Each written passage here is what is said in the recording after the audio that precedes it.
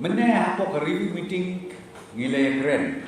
Pada kapor bagi pendam ki form ki jongki kalau belum na entry point, kalau belum na ka test ke jaka ka testing ke point, ka ka bakila.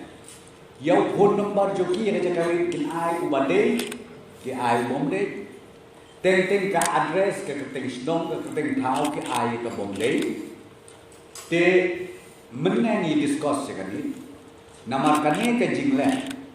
Ka pelong bagi beri ki kuat ban buri ya ka identity lane ya ka address ke bapaka bagi ka phone number ke bapaka. Bagi kan iru ngilap de hadin ba ngilap.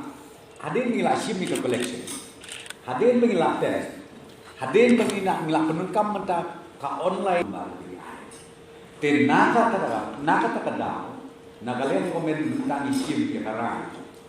Banang ni syakma kino ki batin lani ki bom submit bay ya ki details information statement jongki sya ka authority jong government kum bakalo andang ilang ngin sampai sitom ya ki ka namar ka bapla kolong badon ki chat priu ki buku kita banar mengai scam ki nagale media ki lengo abang apetip ki kata wat mangin ke serkar di lengo habis kun ke dekat ma ke cuni kalau dia kun ya unu covid-19 dangdon pada ki janbrio ki bakum kita ki baburi penman ki ngum jiasu bakam taune bakan numbu kajinnya ya ki officers joni ya ki head workers joni ki menteri me basni nakamta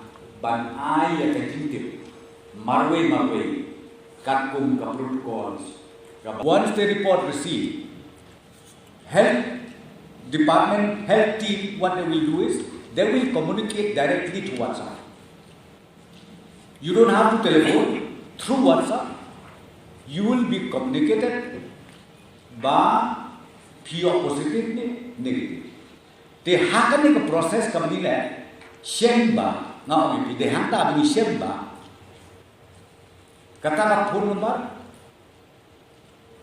to WhatsApp kala badno don di bomnon WhatsApp terre ka phone de no te alu ki shemba ya kata ka phone number ka bomdon hanno pi kata ka de ka pelong bagi sayo bagi sedetek bagi salam baple bandon ki brio ki ba ya ka information ya ka statement joki hiru kim note ban ai paka kum baka de ban hantu kalau ke detail na sudah mo te namar balai ha testing point ki simlut ke detail namar balai yu ko mo pe bin la introduce dengan ke system kalau ba ni simbe ke phone number joki but la ai pa hantu ba okay ya dulu di WhatsApp kenapa ke report kan roy natara itu bansu te kenapa kiru kitip won te ka isem bakat ka case ka bakum kata apa